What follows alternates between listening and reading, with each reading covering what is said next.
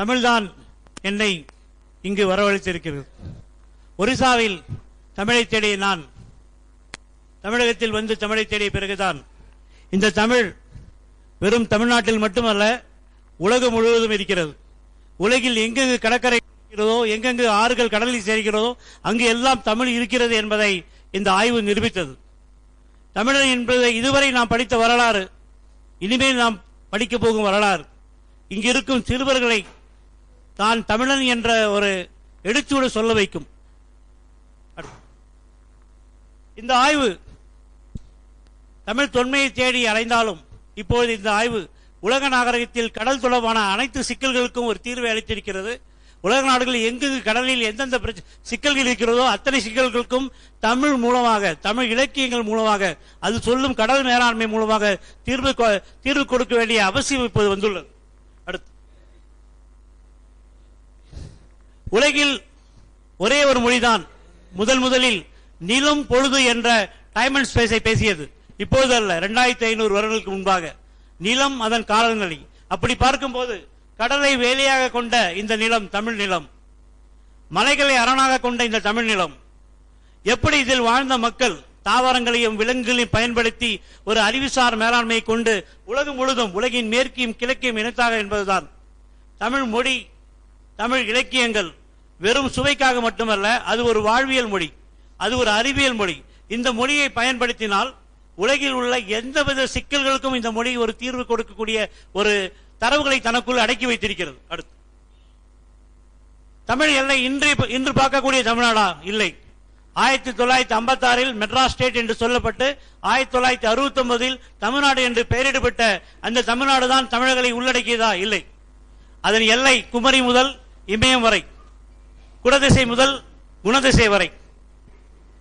இது உள்ள கடல் இன்று இந்தியாவின் கடற்கரை 7517 கிலோமீட்டர் என்று சொன்னாலும் அதன் எல்லை கிட்டத்தட்ட 13,000 கிலோமீட்டர் இருந்து இருக்கிறது. இங்கு பேசக்கூடிய மக்கள், ஈரானிலிருந்து பர்மா வரை பேசக்கூடிய மக்கள் ஒரே மொழி தான் பேசியிருக்கிறார்கள், தமிழ் என்ற மொழியை தான் பேசியிருக்கிறார்கள். கிரேக்க மக்கள் இண்டிக் என்று சொன்னது, இந்தியா என்று சொன்னது கருப்பர்களை தான். இண்டிக் என்றால் கருப்பு நிற மக்கள் என்று அர்த்தம். கடற்கரை வாழ்ந்த மக்களை தான் அவர்கள் இந்தியன்ஸ் என்று சொன்னார்கள். அடுத்து, இந்த புவியியல் அடிப்படையில் பார்க்கும்போது பூமி சுழற்சியில் நாம் இருக்கக்கூடிய இடம், அதன் புவி ஈர்ப்பு விசையின் மையம், அதுதான் தமிழர்களுடைய வளத்துக்கு மிக முக்கிய காரணம். அடுத்து, நான் வந்திருக்கிற மைசூர், இந்தியாவில் உள்ள அத்தனை கடற்கரை மாநிலங்களில் பேசியிருக்கிறேன் மைசூரை தவிர. இன்று அந்த வாய்ப்பு கிடைத்திருக்கிறது. நண்பர் புகழேந்திக்கு நன்றி. இந்த மைசூர் என்பது கிபி 5ஆம் நூற்றாண்டுக்கு பிறகு சொல்லப்பட்ட கன்னட மொழி. அதற்கு முன்பாக இந்த இடத்தில் என்ன மொழி இருந்திருக்கு என்று பார்த்தால் தமிழ் மொழி தான் இருந்திருக்கிறது. அதற்கு சாட்சி அதிகமானுடைய தகடூர், 2 தகடூர் உங்களுடைய நஞ்சங்கோடு பக்கத்தில் இருக்கிறது. நன்னனுடைய தலைநகர் பாடி இந்த கன்னடத்தில் தான் இருக்கிறது. இருங்கோவில் இங்கிருந்து தான் அரசாண்டு இருக்கிறார்கள். எறும்புயர் இங்குதான் இருக்கிறது. இங்கு 5ஆம் நூற்றாண்டுக்கு முந்தைய அத்தனை தமிழ் பிரம்மி கல்வெட்டுகளிலும் தமிழ் தான் இருந்திருக்கிறது. அது இல்லாமல் இங்கு உள்ள பழைய பழங்கற்கால மனிதர்கள் வாழ்ந்த வாழ்க்கையும் பாறை ஓவியங்களும் முழுக்க இந்த கன்னட மண்ணில் தமிழ் இருந்திருக்கிறது என்ற ஒரு தெளிவான ஒரு தீர்வை நமக்கு கொடுத்திருக்கிறது. 5ஆம் நூற்றாண்டுக்கு பிறகு வந்த கன்னட மொழி எப்படி வந்தது என்றால், மத்திய தரை கடலிலிருந்து வந்த மக்கள், குறிப்பாக துருக்கியிலிருந்து வந்த மக்களும் சமஸ்கிருதம் பேசிய மக்களும் சேர்ந்து கலந்த மொழிதான் தமிழில் சமஸ்கிருதமும் துருக்கி மொழியும் கலந்துதான் இன்று நீங்கள் பேசிக் கொண்டிருக்கும் இந்த கன்னட மொழி உருவானது. அதற்கு முன்பு இந்த கடற்கரையில் 260 கிலோமீட்டர் உள்ள கடற்கரையில் முழுக்க தமிழ் தான் இருந்தது. இந்த இடத்திற்கு பெயர், இந்த மைசூருக்கு பழைய பெயர் கொன்கானம், மேல் கொன்கானம். இந்த கொன்கன் என்ற கடற்கரை மக்களின் பெயர் தான் இந்த மைசூர் பகுதியில் கொன்கானம் என்று இருந்திருக்கிறது.